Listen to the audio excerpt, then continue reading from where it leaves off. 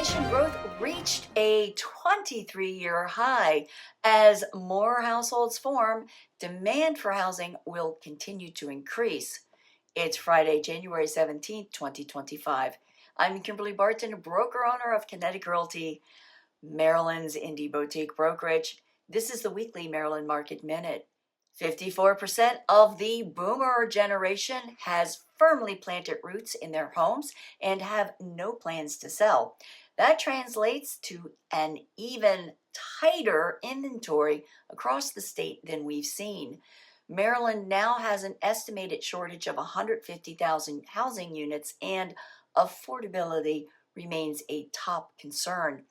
New listings to go live this past week came in at 1,238, and available inventory is at 1.8 months.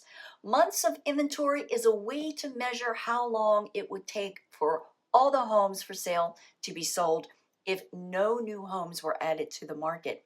Since the sweet spot is between 4 and 6 months, Maryland is selling out the homes on the shelves as fast as a run on toilet paper when snow is in the forecast. Coming soon inventory rose to 972 this report, which is very limited. 1,076 homes went under contract this past week in 27 days, sitting longer than sellers expect after hearing about the single-digit days of last year. 765 homes sold this past week in 24 days at 98.9% list to sold ratio, a dip from the recent trend of 100% ratios as sellers keep a little bit less. But home prices in Maryland were up 7.5% at the close of 2024 to $498,150.